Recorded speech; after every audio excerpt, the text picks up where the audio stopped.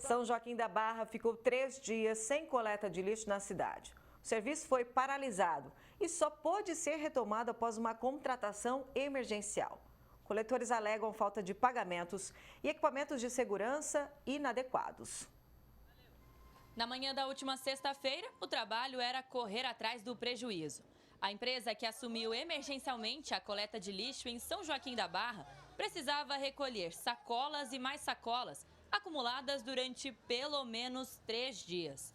O serviço tinha sido suspenso depois que os coletores, que prestavam serviço para a terceirizada responsável, entraram em greve por melhores condições de trabalho. Eles estavam trabalhando, muitos deles a gente via, eu cheguei a fazer foto deles trabalhando com tênis rasgado. A empresa teria que oferecer a botina, né, e não oferecia. Todos os EPIs tinham luvas, eles trabalhavam, só para você ter uma ideia, com 2 luvas para fazer uma. A pessoa, ela se machuca, ela se corta.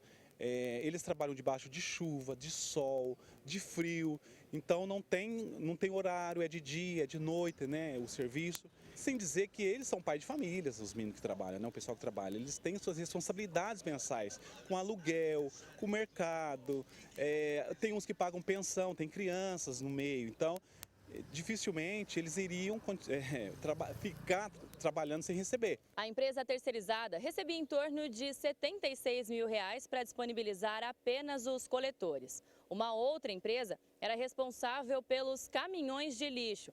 Eram 3 veículos durante o dia e 1 à noite para fazer o recolhimento de todos os materiais na cidade. Só que na última terça-feira o serviço foi paralisado e as ruas ficaram assim, tomadas por sacos de lixo. Eu coloquei o lixo para fora e realmente não estão passando. A minha rua assim está bem cheia de lixo, porque todo mundo colocou e não sabia que não ia passar. Então está tendo bastante lixo, já está até com odor assim desagradável. É um serviço essencial e que a gente não pode ficar sem. Os caras são trabalhadores, ganham um pouco, dependem desse pouco para sobreviver. É um fator muito preocupante aqui lá. Isso aí, quer dizer, resolvendo o problema deles, resolve o problema da cidade também. Tá cheio de lixo lá na frente. É que eu moro tipo numa viela, né? Então, tá lá ainda. Não tem condições, né? Que o povo paga imposto, tanta coisa, né? Para ficar numa situação dessa. O cheiro estava insuportável na cidade toda, né? Insuportável.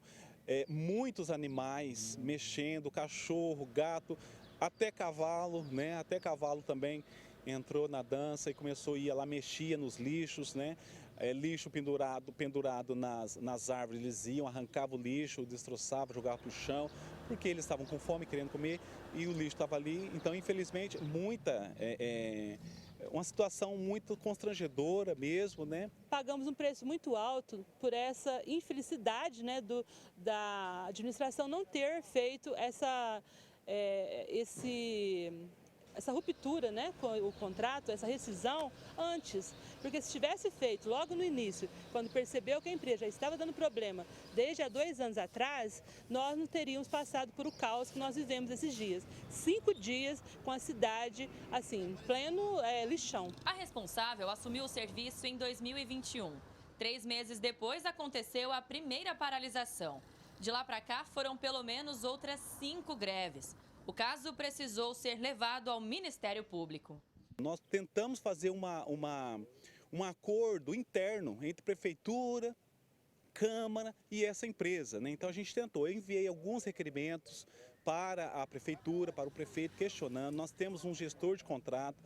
Se você vê o contrato, é o 086/2021, tem cláusulas lá que nitidamente não estava sendo cumprida, então por esse motivo a prefeitura já poderia fazer essa rescisão. Demos a notícia para o promotor e ele começou a tomar as providências, né, de ofício, solicitando providências da prefeitura, até porque é saúde pública, né, o lixo é saúde pública e a promotoria pode e deve tomar providência, foi o que fez. O diretor do Departamento de Serviços Urbanos da Prefeitura disse que a empresa que prestava o serviço venceu a licitação com um preço bem abaixo do mercado, o que causou estranheza na administração. A gente recorreu ao Tribunal de Contas, alegando esse valor.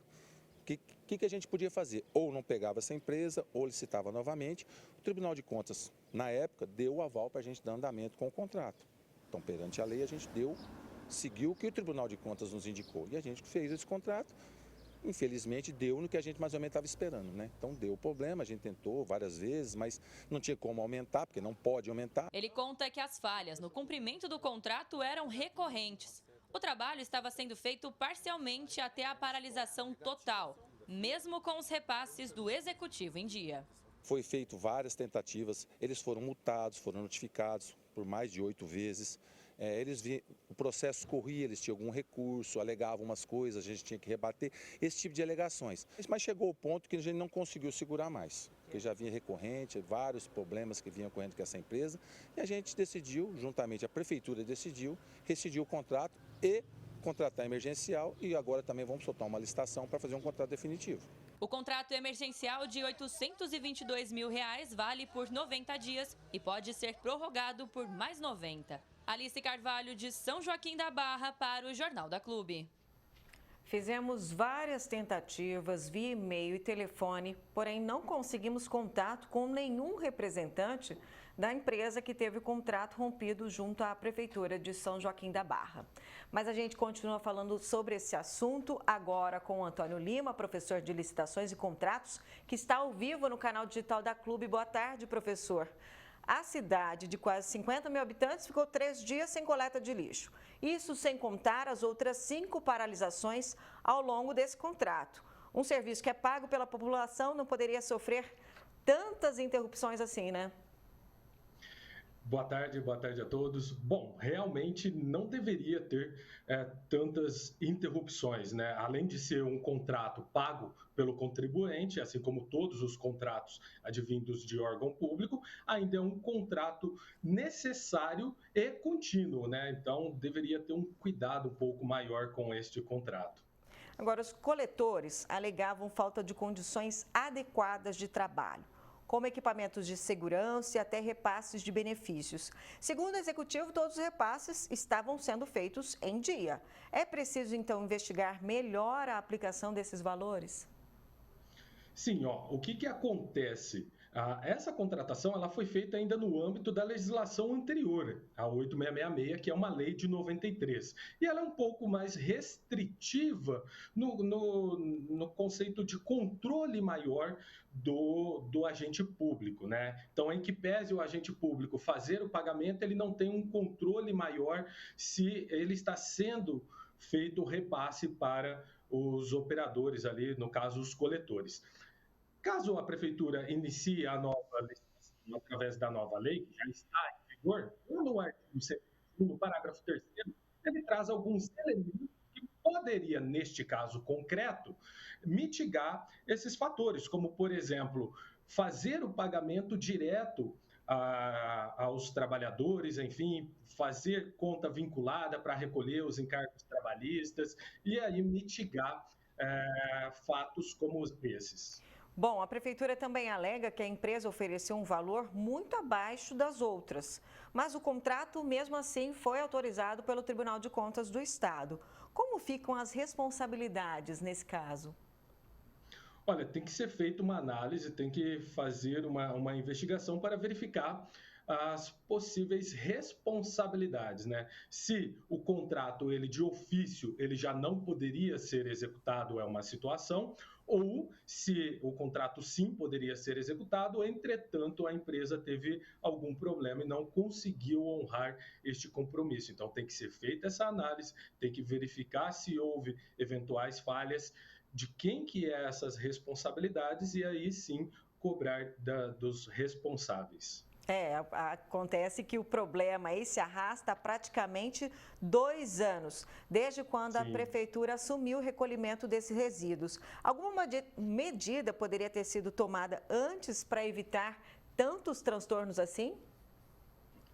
Sim, tem que analisar o descumprimento do contrato e quais são as alegações que a empresa apresentou, né? Nós vimos na reportagem que o pessoal do próprio órgão público já falou que diversas vezes foram notificadas a empresa, então teria que analisar quais eram as justificativas que esta empresa apresentava para manter este contrato e se houve, por parte da administração, uma certa inércia em rescindir esse contrato. Então, é isso que tem que ser verificado. Vale lembrar também que nós estamos falando de um serviço essencial, né? A cidade não pode ficar sem coleta de lixo de novo, certo? E aí também entra a importância da fiscalização da Câmara e do próprio Ministério Público. Exato. O que nós temos de controle, nós temos o órgão de controle interno do próprio órgão público que pode avaliar e verificar se está sendo cumprido o que outrora fora pactuado no contrato, mas nós também temos os agentes externos de controle, né? E aí a gente pode incluir a própria Câmara, Ministério Público, Tribunal de Contas e até mesmo a população. A população, quando ela identifica que algo que foi contratado não está sendo executado, ela pode ofertar denúncia, ela pode juntar as provas e apresentar que aquele contrato não está sendo executado. Vale ressaltar que todo o contrato público ele tem que ser disponibilizado no portal Transparência. Então, qualquer cidadão ele vai ter acesso a esse contrato, vai ter acesso aos termos desse contrato e poder cobrar que ele seja executado por parte das empresas contratadas. Ô professor, esse exemplo de São Joaquim da Barra também serve para outras cidades, né? Porque o barato às vezes sai caro demais. Perfeito, correto. Existe uma grande falácia em dizer que a melhor contratação é o menor preço. E isso nem sempre é verdade. Tá? Eu tenho que encontrar um equilíbrio do melhor custo-benefício. É evidente que nenhuma empresa vai conseguir executar um contrato se ela não for remunerada para tal. Então, tem que se levar em consideração todos estes aspectos. Exemplo, no contrato anterior, ele poderia ter sido feito utilizando uma planilha que o governo federal utiliza para dedicação exclusiva de mão de obras, e ali mesmo você consegue determinar se aquele contrato será execuível ou não, baseado em fórmulas matemáticas e cálculos que vão dizer se aquele cargo, o valor que a empresa está ofertando para aquele cargo, se realmente é suficiente para cobrir o salário, os benefícios, todos os encargos e ainda cobrir despesas e lucros desta empresa. Professor, muito obrigada pela sua participação aqui no Jornal da Clube, viu? Eu que agradeço, estou sempre à disposição. Obrigada.